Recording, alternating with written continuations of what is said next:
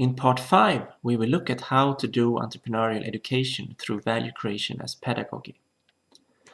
We will start with a picture from a previous part in this seminar series. Here we can now see how value creation as pedagogy can cross over and bridge between rigidity and vagueness by offering a couple of simple pedagogical principles. Interaction with the outside world, learning by creating value, and asking for whom is this knowledge valuable today. Can value creation as pedagogy be a third way in an educational landscape characterized by two conflicting perspectives?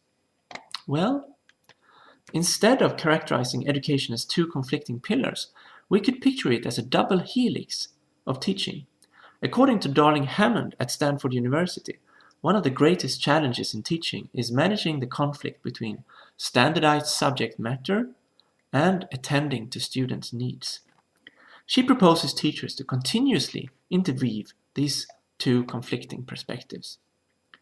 Throughout history, there have been a few interesting attempts to combine two conflicting perspectives, such as theory versus practice, individual versus social, real versus meaningful, etc.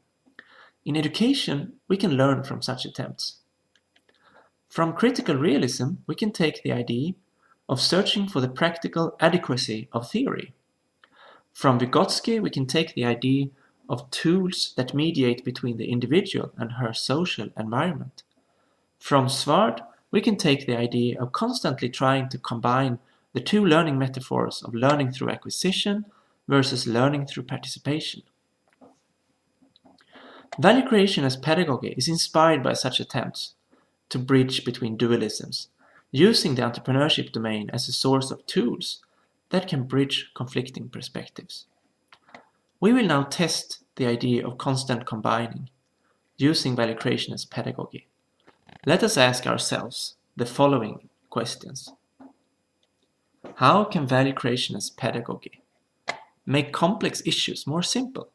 How can it allow teachers to easily design a complex learning environment?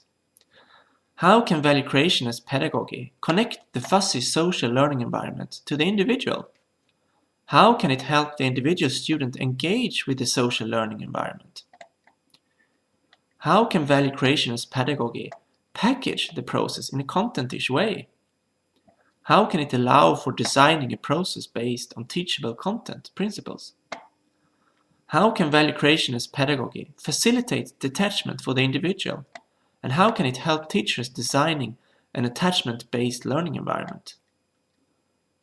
And how can value creation as pedagogy facilitate theorizing, generalizing from practical experiences?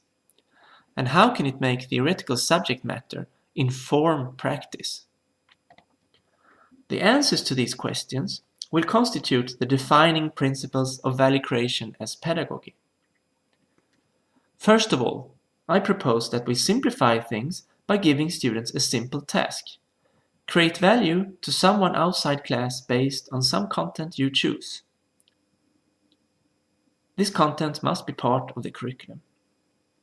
Secondly, the fuzziness can be cleared by defining success as when you have created value for one person, or even better, when you have tried to create value for one person, even if you fail. Thirdly, the many tools for value creation in the entrepreneurship domain can help us getting from process to content and back to process again. Fourthly, if we manage the value creation process properly, we can trigger detachment by asking our students to reflect on the outcome in terms of success or failure, or something in between. Many of the entrepreneurship-related tools also contain a lot of questions explicitly designed to trigger reflection. So, how do we then bridge between theory and practice, perhaps the greatest of all dualisms? Well, we can start the value creation process in the theory domain by asking, for whom can this knowledge be valuable now? And when we approach the end of the value creation process, we can go back and check if our value creation hypothesis was correct. Let's now look at some tools that can help us realize value creation as pedagogy. Now, we will see the tools from last part in this seminar series coming back. Effectuation is a teachable logic for value creation based on how experienced entrepreneurs create value. Customer development is a set of 14 rules for how to validate value creation hypotheses. Appreciative inquiry is a set of principles that can simplify the complex task of driving change. And design thinking is a practice for how to create meaningful, novel human artifacts. This entrepreneurship-based toolbox can help bridging between all of the different conflicting perspectives outlined previously. We see an emphasis on questions. We see reification of complex processes. We see useful tools to bridge theory and practice by asking the right questions, by working iteratively, by telling stories, by working with prototypes, and so on. In a table from my OECD article that you can download from this link up here, we can also see that all of these entrepreneurship tools contain useful recommendations in each of the 4 generic features of entrepreneurial education. Begin with a simple problem, get outside the building, focus on what works, observe people, find partners to collaborate with, provoke people to take action, and so on. In value creation pedagogy, there are 2 key characteristics and 6 additional important characteristics. Students need to interact with people in the outside world, and they need to attempt to create value to them. When doing this, we need to encourage failures. We need to let students own the process. We need to let them work in teams. We need to connect the value creation to subject matter. We need to let the students work iteratively, and we need to give them enough time for relations to form, which is a necessary requirement for value creation. But we don't need to do all of this perfectly each time. We can use these 8 perspectives when forming pedagogical interventions and try our best.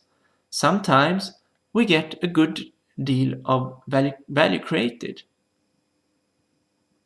but perhaps in a too short period of time. Other times we might get a very good teamwork in place, but not so much autonomy, ownership, and resulting opportunity to fail.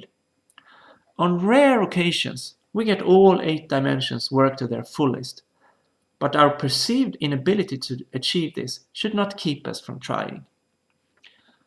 Another useful framework in value creation pedagogy is the business model canvas. It can be washed from its business words and adapted to educational settings. Key partners can be the teachers. Key resources can be the team, the student team. Key activities can be taking action and reflecting. Customers can become collaboration partners.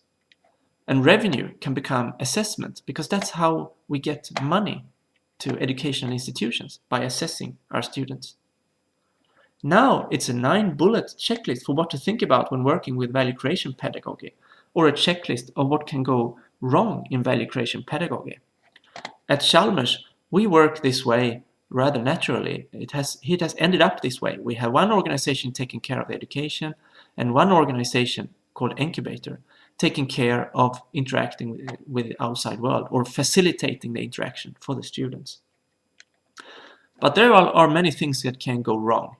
Do teachers have the value creation competencies needed?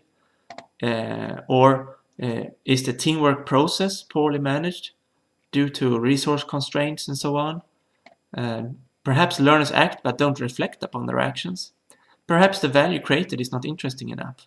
Perhaps we end up in difficulties to connect to the outside world due to lack of time and low priority. Perhaps we have difficulties in measuring the soft skills and other entrepreneurial competencies that this way of working will lead to. Or perhaps someone else walks away with the value created and the students get upset.